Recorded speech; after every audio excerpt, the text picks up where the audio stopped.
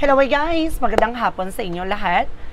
This is your guest Mama Sagrid channel, a faith leader, also matarder. So ngayong hapon na to, tignan natin ang sabihin sa iyo ng ating mga gabay. So this is a weekly pasilip for the month of May 24 hanggang May 31 for the sign of. For the sign of Taurus. So Taurus, welcome to my channel. Ano kayang messages, advices, and spirit guides ang ating masasaga for today's video? Kanino kayang energy or kaganapan sa buhay ng mga Taurus signs ang ating mga ginap? So guys, this reading is a general reading namang hindi lahat makaka-resonate. Kunin lamang po makaka-relate sa inyo. And comment down below kung kaninong energy ang ating nasagap. And of course, don't forget to like and subscribe my channel and hit notification bell for more videos update. Then of course, maraming salamat po sa mga walang sawang pagsuporta sa aking channel. Lalo-lalo na ang hindi nag-skip ng ads na way pagpalain kayo ng Diyos at may kapalisik siklig nag-uumapaw na biyayang manubalik sa inyo. So let's see guys, what is the messages sa ng ating angel spirit for the sign of Taurus. So let's see and watch this. Angel spirit guide, please give me information para kayo sabihin sa iyo ng ating mga baraha.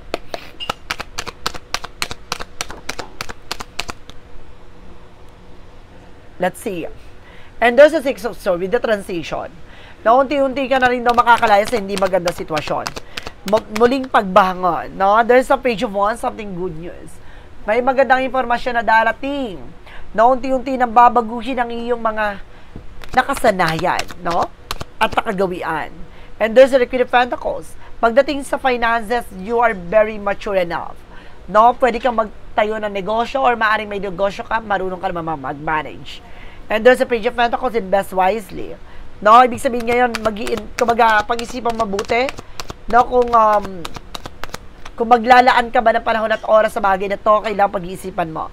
Now, there's a Knight of Cups with a wish fulfillment. So, may mga bagay na matutupad din talaga dito. Na may mga bagay na may sasakatuparan mo na. May mga bagay na maaaring ibigay na sa'yo. What is additional messages? And of course, there's something, the Ace of Cups. Now, there's a new love. May parating, there's a transition. Now, may pagbabago sa buhay mo pagdating sa buhay pag-ibig na ibang-iba to sa mga nakagisnan or nakagawian mo or nakasanayan mo. Now, there's a new love and there's a Three of Cups celebration. Some of you, kumaga may mga celebration ka mapupuntahan, no, madadaluhan, no, may magandang balita na paparating na magdadala sa iyo ng happiness. And there's a Seven of Pentacles with a harvest moment. Aani ka na rin ng mga biyaya. Ano man yung mga bagay na matagal mo nang hinihintay, maaaring makuha mo na. And there's a Seven of Cups now, maraming opportunities na paparating. Ibig sabihin, marami kang plano na maaaring ma-manifest mo na, no? And there's something, the Eight of Wands. No, there's something, a fast communication and fast movement. No, bibilis na din ang daloy nito, unti-unti mo na talaga matutupad yung mga pangarap mo. No? What is additional messages? And there's an Emperor, just being mature enough and being grounded. So ngayon maging mature ka sa mga gagawin mong action and decision, lalo-lalo pagdating sa buhay pag-ibig. Hindi ka dapat nagpapadikta, hindi ka dapat nagpapamanipula.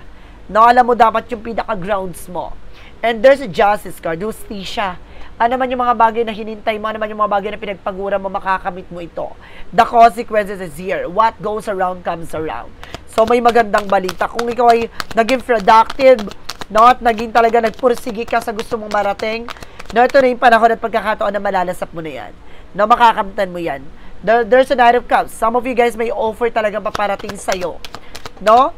Meron din ako na-sense dito with the legal matters. No, there's a struggle with the confidence. So, kailangan mo lakasan ng loob mo, maging matapang ka. Alisin mo yung kaduwagan mo o takot mo sa situation na to. No, and there's something, the Seven of Swords with the stickiness. No, there's something in cheating, lying on you. Meron talaga nagsisinungaling behind your back, but definitely, it's something and hidden, on something and spying, looking, watching. Ibig sabihin, may sumusubaybay sa'yo. No? So, ibig sabihin, mayroong nakatingin lagi sa'yo. No? It's either parang sikretong naiinggit, no? Or sikretong umahanga. Alamin na pa natin yan. And there's the Lover. Some of you, no?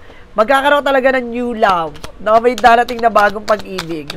Pasabog ka dyan dito. No, there's a King of Pentacles na magkaroon ka ng seguridad pagdating sa mga impormasyon, mga plano. No, huwag ka nag-share ng information with other people. There's an Eight of Pentacles, mag-focus ka sa sarili mo. Mag-focus ka sa ginagawa mo. No, lahat ng bagay na ginagawa mo, aani ka rin dyan. No? Kumbaga, there's a fruit of labor, na sense ako dito. And there's a Five of Pentacles. Some of you makaka-recover ka na for financial crisis. No? At the same time, mag-ingat ka lang, no, sa pag-i-invest na kung ano, baka maubos yung pera mo dito kaka-invest. Tapos bilang ending nga. No, mag-ingat po. There's a magician for manifestation. Matutupad mo lahat ng gusto mong marating or gusto mong makuha.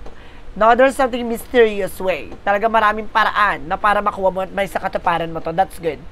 So, let's see what is additional messages tayo. No, with an Eagle Spirit pagdating sa finances and career. No, pagdating sa kaperahan, alamin na natin yan, guys. So, let's watch this. Pagdating sa kaperahan,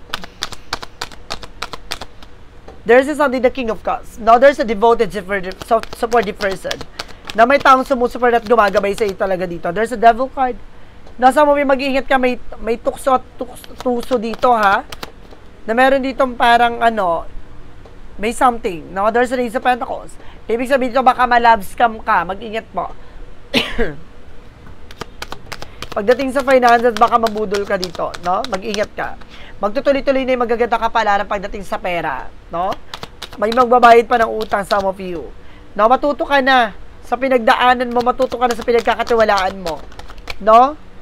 Madalas dito, it's either obsession or either parang may addictions. No, there's a Two of Cups, no? Pumili ka ng taong pagkakatiwalaan mo na pagdating sa pera. No, at the same time, there's a Four of Swords, something rest. So, kailangan mo rin magpahinga, over-fatigue ka. No? Kinukulang ka na sa tulog. Additional messages. So, there's an Eight of Swords. No, napapalibutan ka ng toxic and negativities. No, maging aware. There's a Two of Wands. Choices. Piliin mo yung mga taong pagkakatiwala. Excuse me. Okay, let's see. What is additional messages for the outcome? So, there's a Queen of Cups. No, magkakaroon ka dito ng kalmadong emosyon. No, kumbaga kailangan huwag kang padadala ng tensyon, huwag kang magpadadala ng takot. No, susubukan ka linlangin nito. No, matuto ka na sa mga pinagdaanan mo, na love scam ka nga. No, naloko ka dito na pagdating sa pera. No, some of you guys, meron dito naloko din, no, hindi nagbayad ng utang. No, it's all about partnership. Mag-ingat ka sa mga taong pagkakatiwalaan mo. So, let's see. Additional messages tayo pagdating naman tayo sa love life. So, let's see and watch this. Pagdating sa pag-ibig, love life, so there's something, guys, with Ace of Swords, the mental clarity. Ngayon, mas matalino ka na. No, mas listo ka na.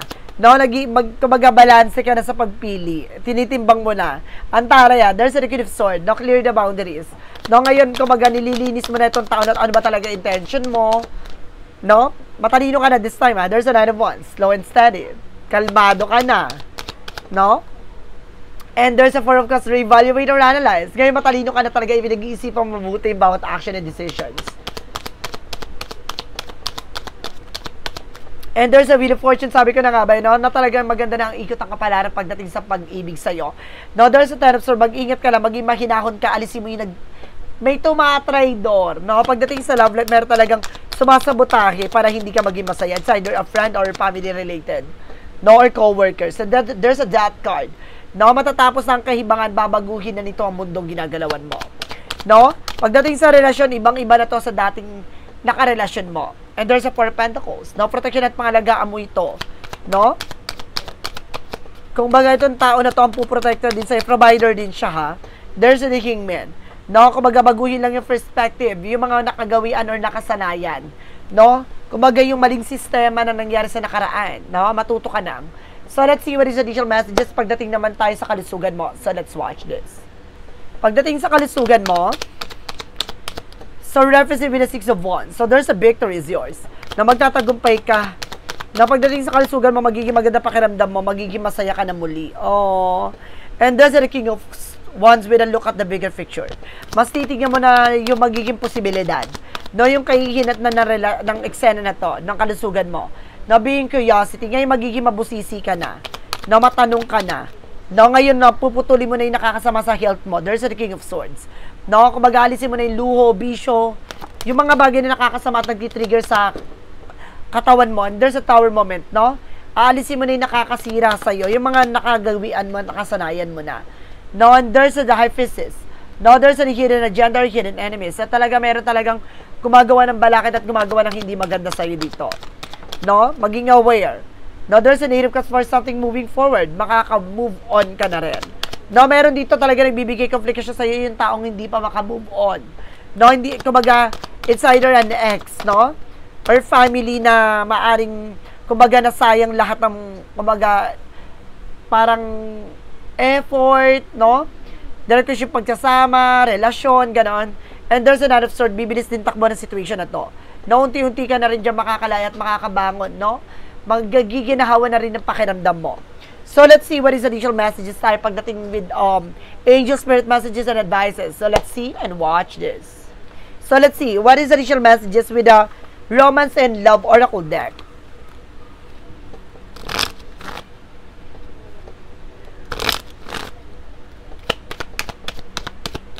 And there's a long distance, no?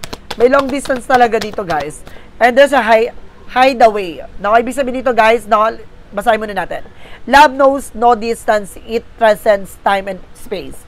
No, ang pagmamahal talaga, hindi yan talaga makikita kahit malayo kayo sa isa't isa, mahal niyo pa rin ang isa't isa. No, kahit matagal na kayo hindi nagkita, no, kayo, kumbaga iba pa rin yung love and affections talaga, no? And there's a hideaway. Make time to be with your person. Create your own special hideaway. Ibig sabihin dito, guys, no? Kumbaga, gumawa ka ng paraan para magkaroon ulit kayo ng connection nitong person na to. Kumbaga, kung malayo siya, puntahan mo. Kung nasa, kumbaga, ang pagkakalayo nyo ay maaring sa trabaho. Kumbaga, gumawa ka ng time para magkaroon kayo ng connection. No? Kumbaga, marami ng paraan ngayon. No? May social media na.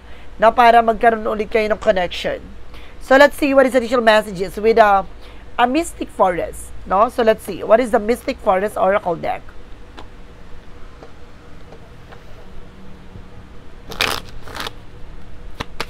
Parang hindi na hadlang ang kalayuan nyo sa isa't isa, no? And this is something, a new chapter. Magkaroon din dito ng new chapter, guys. When things seems to be falling apart, be aware that things may be coming together in a new ways. That suits that next phase of your life even better. Mas maganda na. No, itong buhay na tatahakin nyo sa mga susunod na eksena, mas maganda na siya sa mga nangyari at nakasanayan nyo na. Na parang, ito yung better version of your relationship, no, your life, no, kumbaga malaking pagbabago to. What is the angel's answer? Represent what? And there's a don't stop. Huwag kang hihinto, no? Huwag kang hihinto, there's a don't stop. Huwag kang titigil. And there's a you're ready. Basta maganda ka lang, no? Pagandaan mo lang.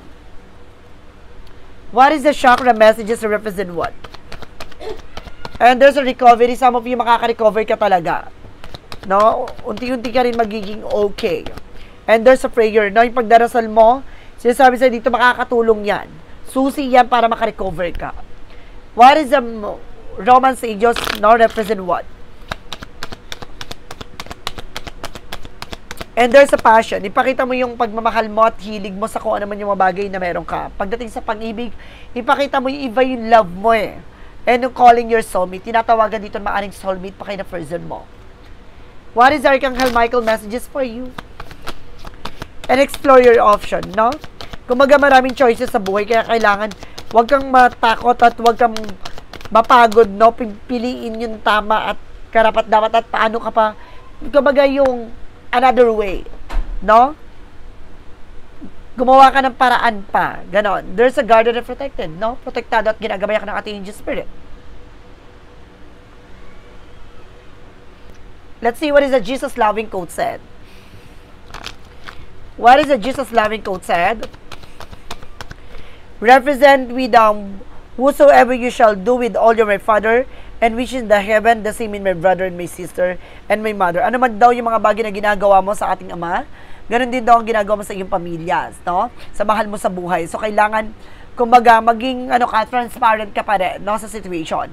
No? Hindi pwedeng one-sided ka. No? Mamaya, yung pala, kaya pala nagkaroon ng problema dahil, kumbaga, meron ka palang hindi nalalaman. So, kailangan tuklasin mo, alamin mo.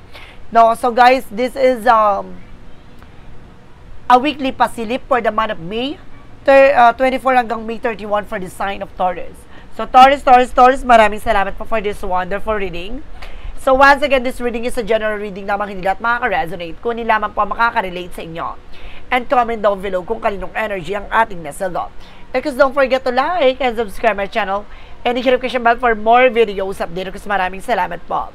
Sa mga walang sawang pagsuporta sa aking channel, lalo-lalo na ang hindi nag-skip ng ads, saway pagpalain kayo ng Diyos at may kapalisiksik, digdig na gumapo na biyayang manang balik sa inyo. Maraming salamat din, see the next video. Bye-bye and babush.